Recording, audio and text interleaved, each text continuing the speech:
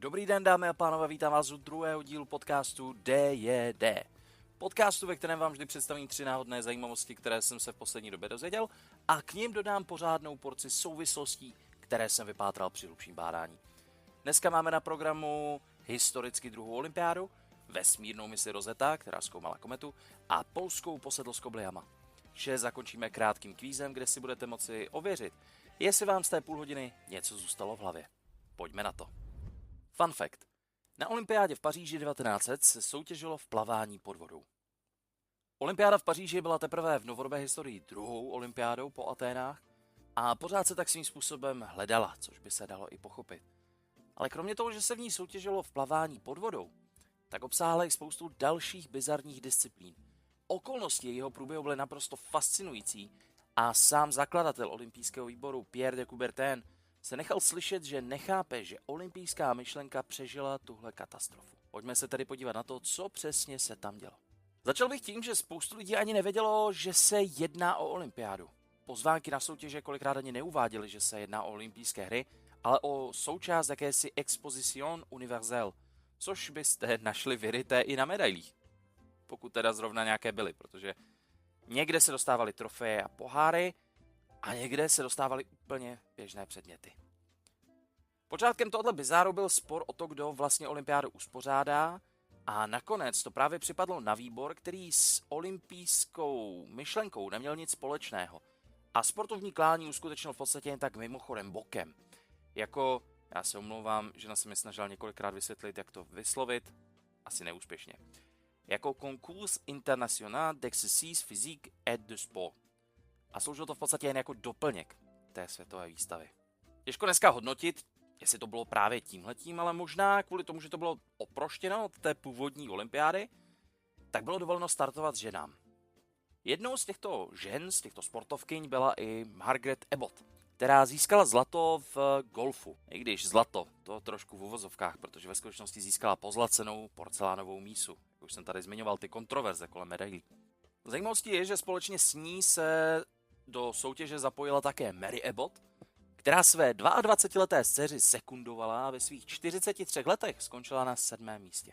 Zatím stále platí, že do dnešní doby to byla jediná dvojice matky a dcery, které soutěžily na olympiádě ve stejné disciplíně ve stejném roce. Každopádně, abych se vrátil k Margaret, tak ta zemřela v roce 1955 a až do své smrti si celou dobu myslela, že to byl jenom obyčejný turnaj a vůbec nevěděla, že je olympijskou vítězkou.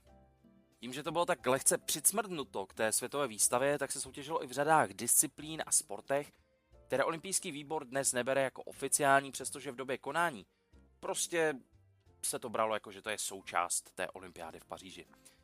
Za zmínku stojí třeba let balónem, který vyhráli 2 borci, kteří doletěli až na Ukrajinu. Střílení z kanónu, o jehož průběhu nemáme prakticky žádné informace a můžeme jenom spekulovat, v čem se přesně soutěžilo. Závody holubů a taky pouštění draka či rybaření.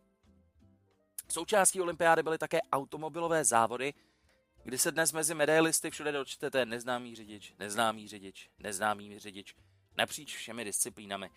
Jedna z mála výjimek ovšem svítí u závodu Paříž, kde zase v uvozovkách zlato bral Louis Renault. Nicméně objevilo se i pár bizarních disciplín, které spadaly pod sporty, které dnes považujeme za tradiční a na olympiádě se objevují dodnes. Jedním z nich je to zmiňované plavání pod vodou, které mám právě v dnešním funfactu. Měřilo se to tak, že za každý uplavaný metr pod tou vodou dostali 2 body a za každou vteřinu dostali bod. Plavalo se v Séně. Takže si možná už dokážete představit, proč už to dneska na olympiádě není, protože když jste dorazili jako divák, tak jste seděli, čuměli jste na špinavou řeku, ve které závodníkovým cílem bylo uplavat co nejdelší úsek pod vodou za co nejdelší čas. Mám takový pocit, že v porovnání s tímhletím i souboj 3 kouzelníků musel působit jako vrchol napětí. Jediným dosavadním vítězem v této disciplíně tak zůstává Francouz Charles de Vendeville, který jako jeden ze 2 účastníků uplaval celých 60 metrů, ale tím, že to uplaval pomaleji, tak získal zlato, konkrétně za 68,4 vteřiny a byl o 3 vteřiny pomalejší než druhý Francouz André Si, Zajímavostí ovšem je, že třetí Peder Likerberg z Dánska sice neuplaval ani 30 metrů, tedy tu poloviční vzdálenost, ale trvalo mu to 1,5 minuty, strávil tam 90 vteřin. Takže zhatil Francouzům šanci na to, aby obsadili všechny 3 medailové pozice, jelikož čtvrtý de Roman sice uplaval skoro celou vzdálenost, ale za to plaval hrozně rychle, takže podle pravidel téhleté disciplíny prostě na medaili neměl nárok. Tvrdí se, že Likerbergovi pomohlo, že absolutně nepochopil pravidla a tak jen plaval do kolečka se zatajeným dechem, co nejdéle to šlo, protože myslel, že cílem je prostě plavat co nejdéle pod vodou a vůbec nevěděl, že se tam měří nějaká vzdálenost. Kromě tohle se taky plavalo přes překážky, konkrétně to byl závod 200 metrů plavání přes překážky.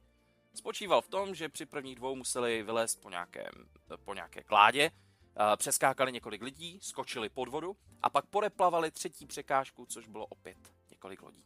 Dalším sportem, který dneska je tradiční na olympiádě, byla jízda na koni, kde se soutěžilo v těch tradičních disciplínách dresura, parkour. Co už ale je trošku zvláštní, je skok do výšky a do dálky. Přeskakovala se překážka, když to bylo do dálky, tak se pořád posunovalo to místo, ze kterého se odskakovalo, ze kterého se muselo skočit. No a do výšky tam se prostě zvedala laťka, podobně jako se to dělá u chlapů a žen, kteří normálně skáčou do výšky. Zajímavostí je, že závodníci mohli mít více účastí, protože klíčové bylo, aby byl pokaždé jiný kůň a ne jezdec. Čehož třeba využil Gian Giorgio Trissino, který skončil na 9., 4. a zároveň 1. místě. S kůněm Montebellem nezaznamenal úspěšný pokus, Melopo skočil 1,7 metrů a vítězný Orestes skočil do výšky 1,85 metrů. Smysl by samozřejmě dával ocenit medailemi koně a ne jezdce, když vlastně záleželo na tom, kolik skočí ten kůň, ale už víme, že prostě tahle olympiáda smysl nedávala a vlastně ani ty medaile. Ovšem mám tady ještě jednu disciplínu, od které dává olympijský výbor docela výrazně ruce pryč. Je to totiž jediná disciplína, při níž byly opravdu zraněna cíleně zvířata. A to konkrétně střelba na holuby. Dneska se normálně střílí na hliněné holuby, konkrétně máme dokonce 2 zlaté olympijské medailisty v téhleté disciplíně, ale v roce 1900 na jihu Versailles se střílelo na živé holuby. Konkrétně jich bylo ten den, nebo respektive v průběhu olympiády sestřeleno přes 300. Louka zmáčená krví a peřím, ale nakonec přeci jenom nepůsobila jako úplně nejlepší reklama na toho olympijského ducha. Dalším zajímavým a možná i jedním z nejznámějších příběhů první olympiády zůstává také finále veslování, konkrétně dvojky s kormidelníkem. V semifinále si totiž holandští veslaři všimli, že francouzské veslice plují s dětskými kormidelníky, aby snížili hmotnost nákladu a tak dokázali jet rychleji.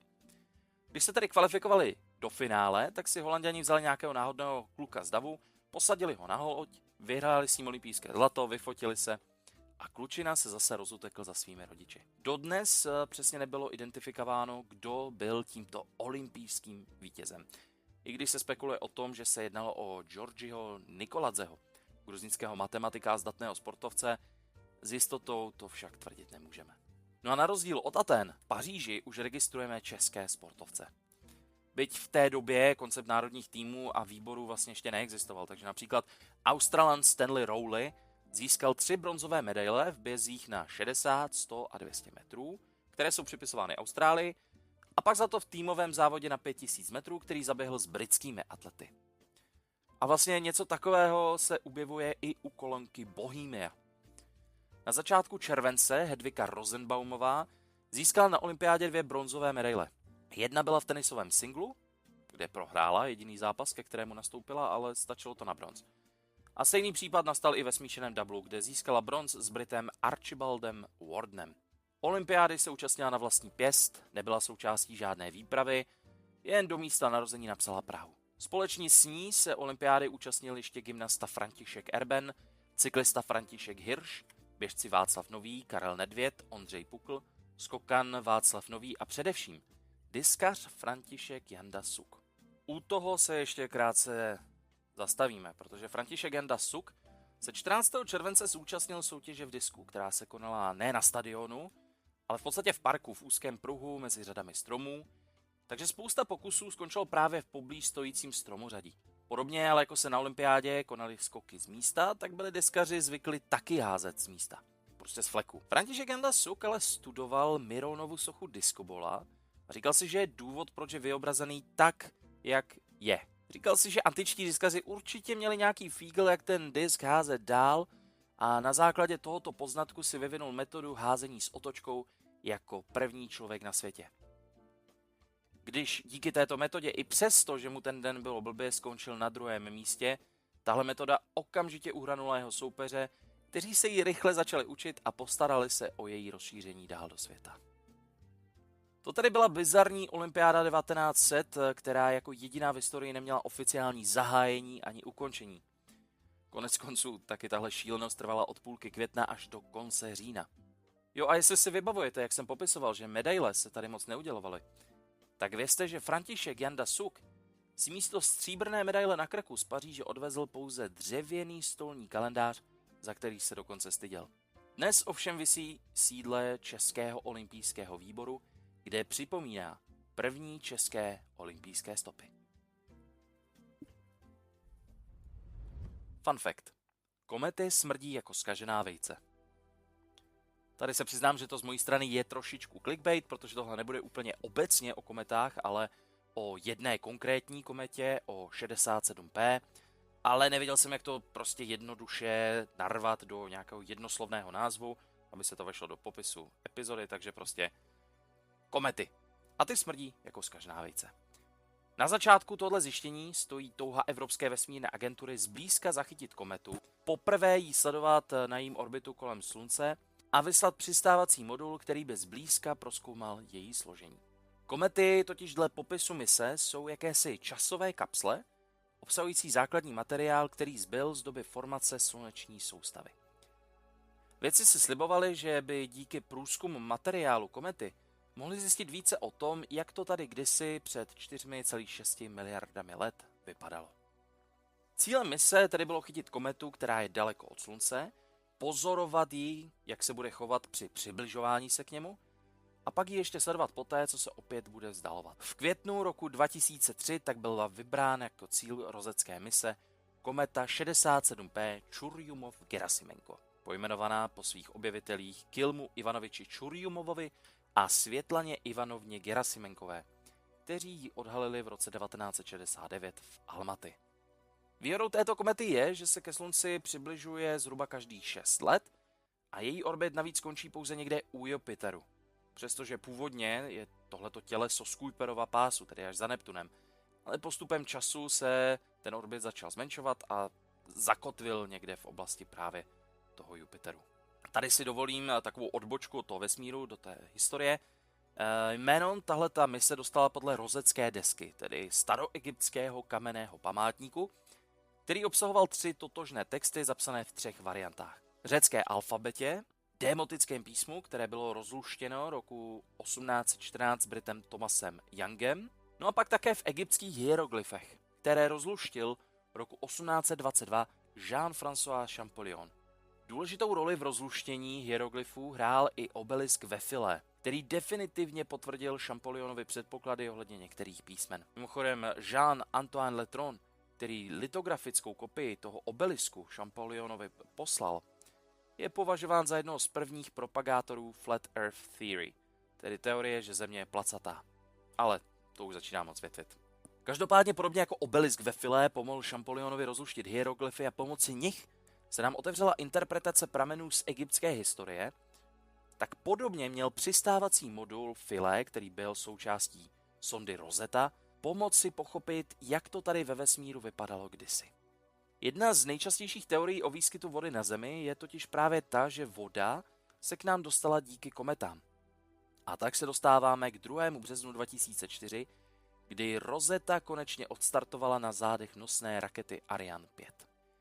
Ke svému cíli se však dostane až po 3 měsících a 10 letech. Jenom bych tady chtěl vypíchnout, jak fantastické tyhle snahy jsou.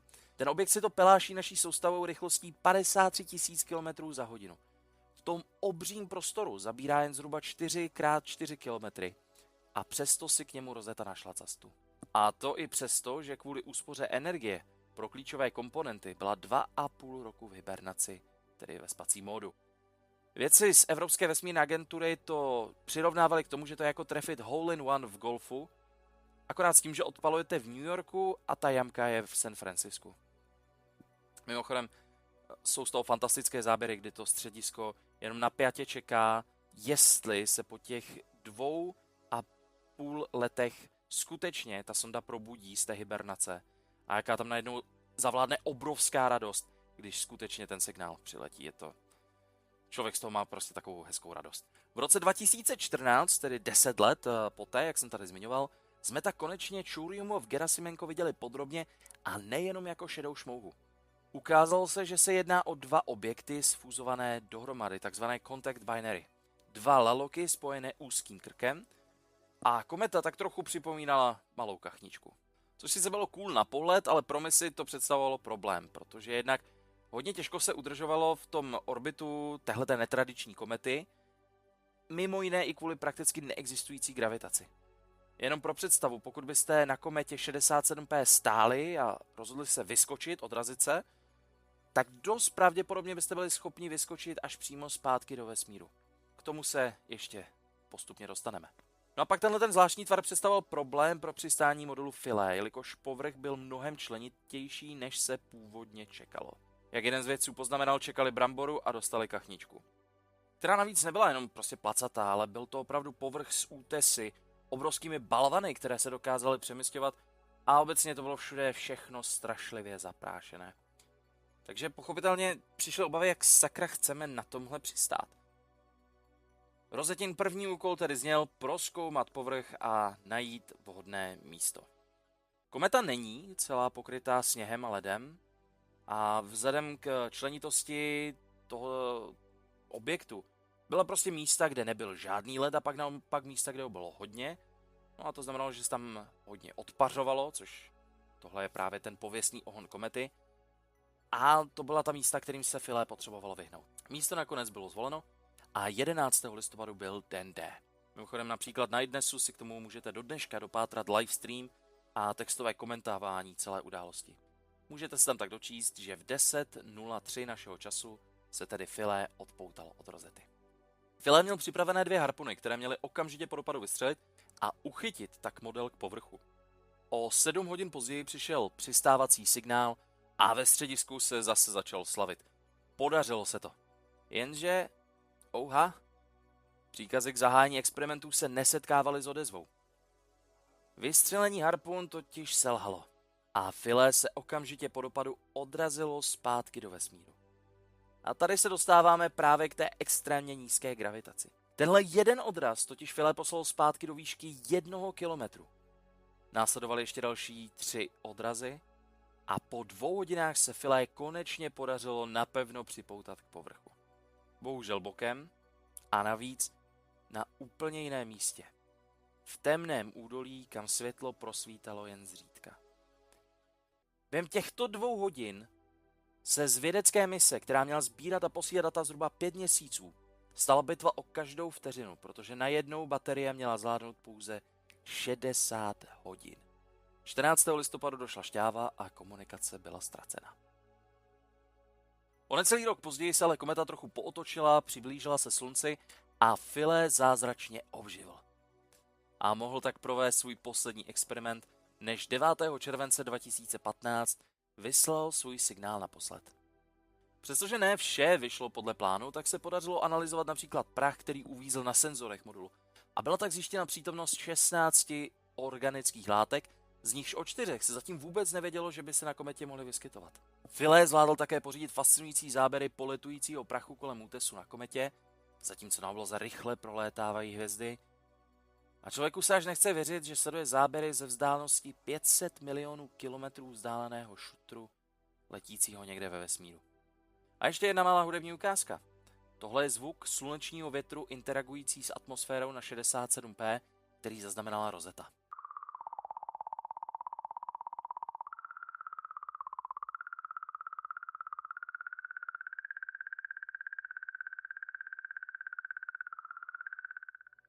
Rosetta navíc taky dokázala zachytit spoustu prachu a analyzovat ho. A tak jsme zjistili, že vzhledem k poměru uvolněného množství deutéria a vodíku je složení vody na kometách zcela odlišné od toho, které se vyskytuje na Zemi. Jak jsem říkal, tak kometa je považována za takovou časovou kapsli, která ukazuje, jak vypadala naše sluneční soustava na začátku. A A vzhledem k tomu, že složení vody na 67P je na úplně opačné škále než voda na Zemi a ani voda na Halleyově kometě tomu nenasvědčuje, hovoří se o tom, že pravděpodobnější teorie je, že se k nám voda dostala skrz asteroidy. Ty dneska ale už žádnou vodu neobsahují. Teorizuje se o tom, že to je kvůli tomu, že byly vystaveny slunečnímu žáru delší dobu a dnes jsou tak z nich už jenom vyschlé kameny. 30. září pak Rosetta ukončuje svoje působení řízeným pádem na povrch komety, během něhož nám stále posílala fotografie, než se i ona nakonec odmlčela. Jo, a ten fun fact. Phil zanalyzoval, že mezi těmi látkami, které na kometě objevil, je čpavek, tedy v podstatě moč, oxid siřičitý, tedy zapálené sirky, a syrovodík, tedy zkažená vejce. Čili ohon komety byste asi čuchat úplně nechtěli. Fun fact. Poláci slaví tlustý čtvrtek koblihovým obžerstvím. Tenhle fun fact na mě během předminulého týdne vypadl hned ze 2 zdrojů. My v práci pracujeme na jednom projektu s kolegy z Polska a když jsem se připojoval na meeting, tak se tam borec stěžoval, že stál dlouho ve frontě, protože někdo před ním si kupoval 40 koblih a on lamentoval nad tím, že by to mělo být omezeno na zákazníka, což upřímně nechápu, že nebylo. No a britský kolega to poslouchal s údivem a ptal se mě, jestli máme v Česku taky tlustý čtvrtek a já jsem vůbec nevěděl, vůbec jsem netušil, tak jsem řekl, že ne. A musel jsem začít googlit hnedka po schůzce, protože mě zajímalo, co to je. No a pak ještě večer na mě na Twitteru vykoukl polský youtuber Adbuster, který vyzkoušel, jestli 130 koblihama vytopí dům efektivněji a levněji než dřevěnýma peletkama. Každopádně, než se dostaneme k Polákům, pokud jste stejně jako já těmhle věcmi úplně nepolíbení, tak pojďme si říct, co přesně to ten tlustý čtvrtek, nebo u nás tučný čtvrtek je, přestože asi někteří z vás určitě ví. Je to de facto vrchol masopustu, tedy doby mezi svátkem 3 králů a popeleční středou, která naopak zahajuje 40denní půst, během nějž lidé opustí konzumaci masa. Správně by se s tím taky měla pojít nějaká abstinence od svazovacích zvyklostí, jakými jsou třeba alkohol, cigarety, ale třeba i sladkosti. A co jsem tak pochopil, tak je to ale dneska takové dost individuální. Každopádně, jak je nejen u nás zvykem, předtím, než si něco odepřu, tak si to musím nabažit tak moc, až mi z toho bude blbě. V období masopustu se tak tedy hodovalo, veselilo a poslední čtvrtek masopustní, tedy tlustý, nebo chcete-li tučný čtvrtek, byl hotový svatý grál, kdy se právě konala zabíjačka finální hostiny. A přidejte si k tomu pranostiku, která hovoří o tom, že čím více člověk v tento den vypije a sní, tím silnější a zdravější bude v novém roce. No, a máte zaděláno na všemi oblíbený svátek. No a v Polsku se s tím nepárali a polský tlustý čtvrtek se neobejde bez konzumace pončků, což jsou tedy v podstatě naše koblihy, abyste si to představili, byť myslím si, že někteří Poláci by asi nesouhlasili úplně s tím, že to je jedna a tatáž věc. Jen pro představu, v Polsku žije nějakých 36 milionů obyvatel a na poslední tlustý čtvrtek se zde naposled skonzumovalo 88 milionů pončků, tedy zhruba 2,5 na osobu. Na úplně každou osobu, takže každé nemluvně, prostě všichni lidi jsou v tomhletom započtení. Tyhle ty pončky byly na začátku slané, obsahovaly slaninu, sádlo, bůček a všechno možné, aby příprava na půst proběhla, jak se patří. Jejich sladká podoba se začíná datovat až někdy od 16. století, kdy se začal používat med a hospodyňky do nich sem tam dávali nějaké ořechy a právě se řešilo, že kdo najde ponček, ve kterém bude ořech, tak ten bude mít v novém roce štěstí a blahobyt. Koblihy se pak ale objevují i v příslovích, z nich nejznámější je naše obdoba žíci jako prase v žitě, polsky žič jako ponček v mašle. No a pak samozřejmě taky tragická věřba, že kdo nesní dostatek koblih na tučný čtvrtek, bude mít prázdnou stodolu a pole mu sežerou myši. No a tohle prostě nemůžete riskovat. Za zmínku ještě stojí, že v současné době je tradiční náplní džem z růže, což ale bylo za komunismu považováno za opravdu jako high-end potravinu, hogo-fogo surovinu, a tak se většina koblih plnila levnou náhražkou, nějakou marmeládou z více druhů ovoce, ale ani tak to ovoce netvořilo úplně většinu složení. Jinak právě v dobách největší ekonomické krize v Polsku, kdy byl nedostatek zboží, začali používat Poláci fígl, kdy do těsta začali přidávat alkohol. Pointa byla v tom, že alkohol se odpařuje rychleji než voda a to v té koblize vytvoří jakýsi potlak a kobliha tak nenasákne tolik tuku a tudíž se na tom tuku může udělat a usmažit více pončku. Poláci na tyhle ty pončky prostě nedají dopustit. O čem se mohl přesvědčit mimo jiné řetězec Dunkin Donuts, který zkusil vklouznout na polský trh už v 90. letech, ale po 6 letech byli nuceni uzavřít prodejny. Přesto se ale někteří lidi pořád dovolávali toho, aby to Dunkin Donuts zkusili znovu, že jim to tam chybí, že by potřebovali prostě tenhle ten obchod. No a po téměř 20 letech se teda Dunkin Donuts vrátili, ale ani na podruhé se to nepodařilo prolomit. V roce 2018 zavřeli svou doposled poslední pobočku v Polsku, zhruba po 2 letech. A nevyšlo to. Prostě byly příliš drahé a navíc s dírou. Každopádně, když už jsme u těch amerických fast foodových řetězců, tak možná jste někdy slyšeli o Big Mac indexu. To už je ale outdated. To, co frčí, to je polský index pončka, který je udávaný cenou pončku na tučný čtvrtek a průměrnou mzdou. Tedy kolik koblih si můžete koupit za průměrnou mzdu. Zatímco v roce 1970 to bylo necelých 900, před revolucí a pádem Polské lidové republiky spadl index na pouhých 390. Letos závody obchodů skutečně vymkly kontrole a například ten zmiňovaný youtuber Adbuster nakupoval jeden kus koblihy za 9 grošů, čili v přepočtu zhruba za půl koruny. Což dle webu Polské Radio 24 odpovídá číslu 88 888 koblih. Nevím, jestli vychází matematika, nebo se někomu tohle číslo prostě líbilo. Každopádně předtím, než se ty ceny úplně zvrhly na tu absurdní hodnotu, tak web bankier.pl uváděl index na hodnotě 5226, takže opravdu krása. Samozřejmě se ale bavíme tady o těch nejobyčejnějších koblihách ze supermarketu s obyčejnou marmeládou, ale nutno říci, že pončky si samozřejmě můžete koupit opravdu vymazlené. Samozřejmě tradičně se dělají s čokoládou, s vanilkou, s pistáciovým krémem a podobně. A pokud se cítíte hodně fancy, tak za 100 zlotých si můžete pořídit ponček pokrytý jedlým zlatem a plněný šafránem. Ještě se vrátím k webu bankier.pl, kde mimo jiné se můžete dočíst, že až 10% Poláků se přiznává, že si nakoupí víc, než jsou schopni sníst, a přebytek pak vyhazují. Adbuster, neboli Marek Hoffman, sice koblihy nevyhazuje, ale pálí je. Dle videa na svém YouTubeovém kanále mají dřevěné pelety výhřevnost 18,27 MJ na kilo a kilo koblih má megajoulů 18,5. No a díky cenové mánii při letošním tučném čtvrtku o kilo koblih vyšlo o 7 zlotých levněji. Vřele doporučuji se podívat na to video, je to zábavné, i pokud neovládáte polštinu. A mimo jiné tam vysvětluje, že všechen ten olej, který je nasáklý v těstu, slouží jako velmi slušné palivo a svou chatu dokázal vytopit 130 koblihami o 8 stupňů, s tím, že mu hořeli krásně minimálně těch 5 hodin, které ukázal na videu. No a tím se dostáváme k dnešnímu závěrečnému kvízu, který dneska udělám trošičku jinak.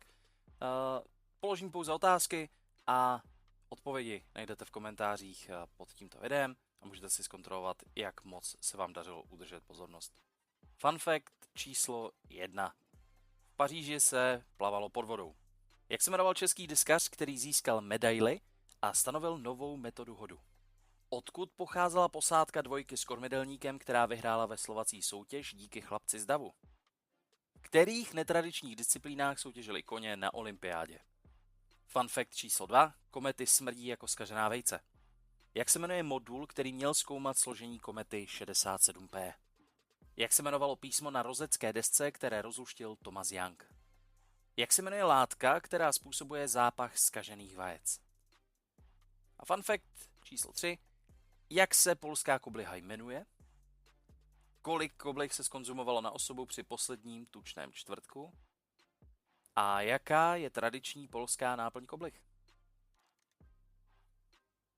Každopádně tohle by bylo dnes vše, včetně toho opáčka. Já vám děkuji, že jste to doposlouchali až sem. Příště se podíváme na to, jak v Holandsku řeší politickou krizi, jaké jídlo dobylo Skandinávii a řekneme si něco málo o žirafách. Já doufám, že i vy jste se dnes něco dozvěděli.